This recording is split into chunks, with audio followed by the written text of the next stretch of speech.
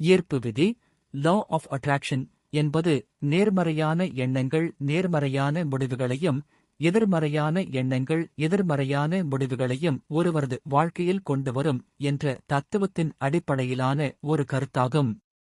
இதன் முக்கிய அம்சங்கள் இதோ. 1. ஒத்தவை ஒத்தவற்றை ஈர்க்கும். பிரபஞ்சத்தில் உள்ள அனைத்தும் ஆற்றலால், எனர்ஜி, ஆனவை.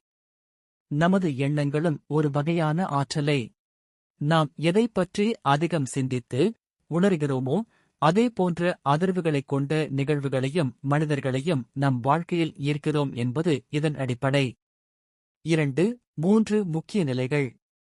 ஈர்ப்பு விதியை செயல்படுத்த பொதுவாக 3 நிலைகள் கூறப்படுகின்றன. கேளுங்கள். ஆஸ்க் சோகஸ்மைலி. உங்களுக்கு என்ன வேண்டும் என்பதில் தெளிவாக இருங்கள்.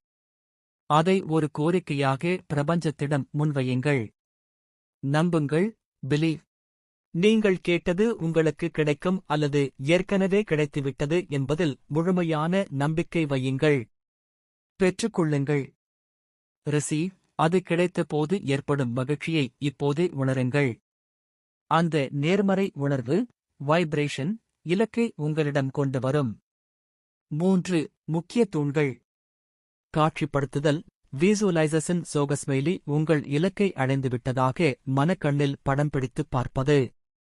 நன்றி உணர்வு, கிராட்டிடியூட். சோகஸ்மைலி.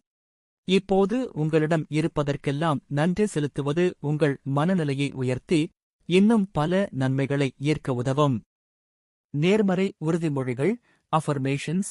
நான் ஆரோக்கியமாக இருக்கிறேன், நான் வெற்றிகரமானவன் போன்ற நேர்மறை வாக்கியங்களை மீண்டும் மீண்டும் கூறுவது.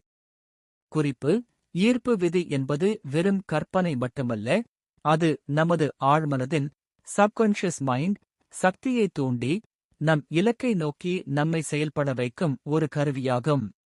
ஈர்ப்பு விதியை உங்கள் அன்றாட வாழ்க்கையில் எப்படி பயன்படுத்துவது அல்லது இதற்கான பயிற்சிகள் பற்றி மேலும் தெரிந்து கொள்ள 9442949859 வாட்ஸ்அப் மூலம் தொடர்பு கொள்ளவும். வாழ்க வளமுடன்.